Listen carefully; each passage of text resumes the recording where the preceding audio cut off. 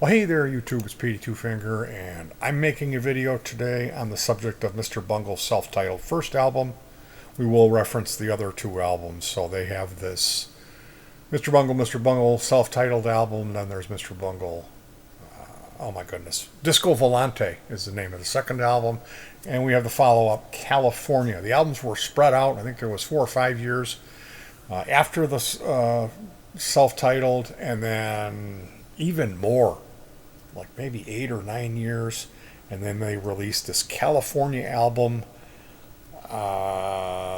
They've also released The Raging Wrath of the Easter Bunny just last year, was it, or this year, 2020 or 2021, and that's that. The idea with that one is they had some demos, and the first demo is called The Raging Wrath of the Easter Bunny. There was something called Goddamn It, I Love America. There was OU 818. And then I believe the self-titled album came out. It's produced by a guy named John Zorn. John Zorn is he's a composer. He also plays the saxophone. He is kind of an outsider or a jazz bow, weirdo noise music aficionado guy who is known to do some stuff that kind of break the rules of conventional music. And I gotta say, it was a perfect match because he came in and produced. They had already released a handful of the songs you found on the Mr. Bungle self-titled album can be found on the OU 818 demo. They're pretty well done, but nothing compared to what you get on the self-titled, where they went into a pro studio and worked with this producer. So I'm going to jump over to, just bear with me here for a second because I don't want to redo this video. We are going to change our view to a black screen. How do you like that? This is my new thing, black screen. Hey, John Gallagher from Raven, the guy from the new wave of British heavy metal band Raven, just liked this post. So here we go. I'm reading some text. This was from an article. You can read this article for yourself if you want. This is a very Harrison Maines. He has 15 followers. The Mike Patton Corner, Mr. Bungle self-titled. This was February 29th, 2020. I went through it. It's an excellent review of the album, and it inspired me to go ahead and steal some of his text and then write some of my own. So here's Harrison's take. Was it Harrison? Harrison Maines, thank you. Harrison's take on it. Mr. Bungle is probably one of the most daring American rock bands to ever release a commercial album.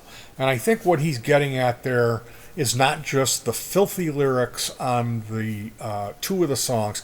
There's 2 songs on the self-titled, which was the one we're focusing on today, that have really dirty, filthy sex lyrics. The Girls of Porn and Squeeze Me Macaroni is another song. And like I had heard from my brother, he said when he was in a Christian college, one of his music buddies said, hey, check this Mr. Bungle out. It's the most filthy. He said the whole album is just sex lyrics, and he must have shown my brother some of these lyrics because my brother was asking me about it, and I said I have that album and it's great.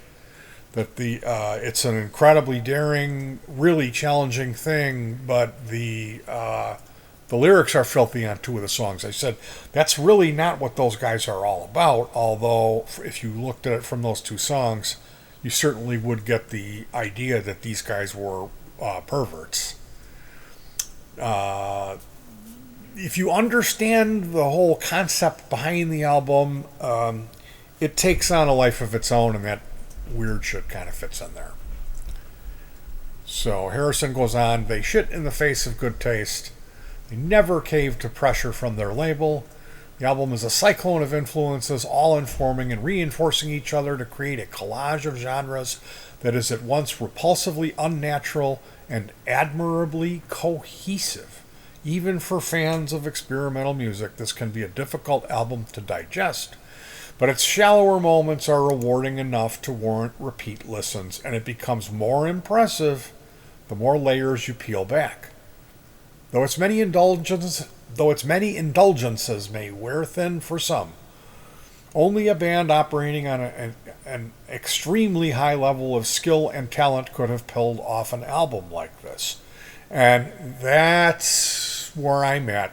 The indulgence may wear thin. I was not a fan of, although I know some people who would have, if I would have given them a dub of that would have become their anthem. These pervert type guys that really like talking about that stuff. It was not the highlight of the album for me. I'm going to be playing this in the car with my family, and I hope they're not paying attention to the words. And it's one of the reasons why I didn't play it in the car for the family. Or if I did and those songs come up, I would hit next. A trick I learned from my father when listening to Harry Nilsson albums, and some of them had a little bit of questionable profanity. So my take on it, I did my own little quip here. Excerpts from a review on the Mr. Bungle First LP. It's a pretty decent review. I found this album most challenging. I don't mean that it was the most challenging album. I'm saying it was very challenging. I really didn't like it one bit, but I kept coming back to it. I tried to garner some appreciation for it being in my collection. I had obtained it. It was in my collection. I got it on a whim because I knew the singer was great, Mike Patton. I had become a huge Faith No More fan. I didn't pay much for it. I was in a record club and I had to choose 12 or 16 CDs. This was discount stuff that they couldn't really sell, so they would charge you. You would have to pay a little bit, and you'd end up getting a real lot of music. I think it was called BMG Music Group. Mm-hmm. And so I would go through this huge list of CDs and try to find stuff that seemed interesting or listenable. And that's the reason I'm a Mr. Bungle fan. I couldn't throw this album away. I was ashamed to play it because it was so filthy. 2 of the song's lyrics are the most disgusting things ever recorded. But eventually, this album hit me like a truck.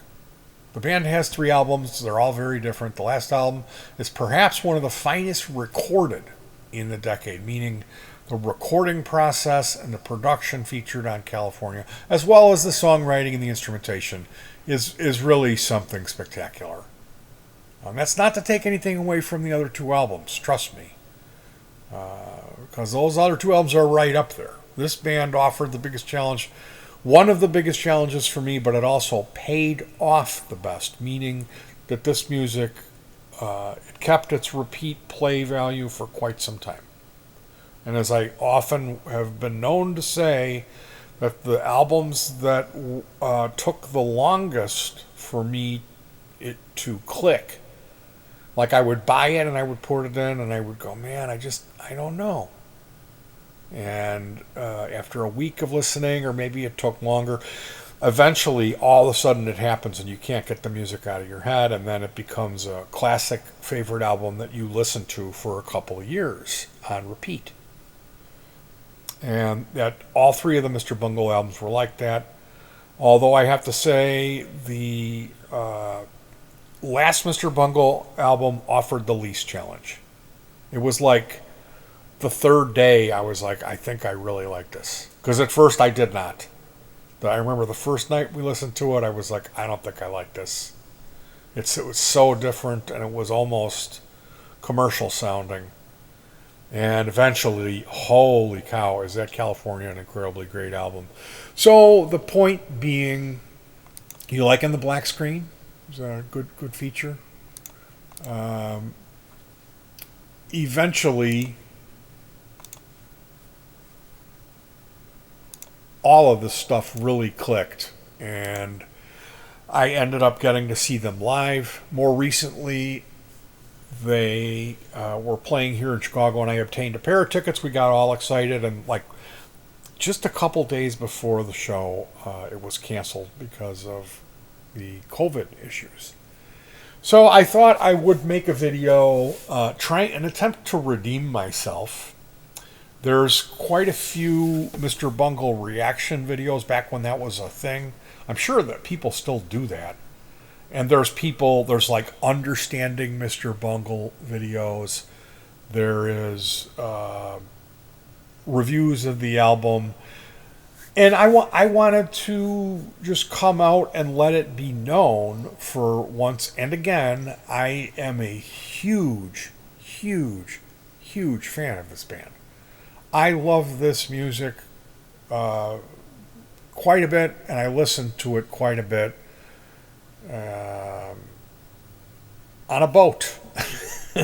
And I'm not kidding about that. We used to ride all day on a pedal boat on a river, and I had a kicker box with 4 deep cell batteries, and we would blast Mr. Bungle, and the kicker box sat right behind your head. So I've really ingrained this stuff that became part of my life. As far as the filthy lyrics go, that was never. I skip those songs. I really do. That was not part of the attraction for me. When you understand the concept of the album, I guess you can excuse it. And they were really young guys. The second album, Disco Volante, is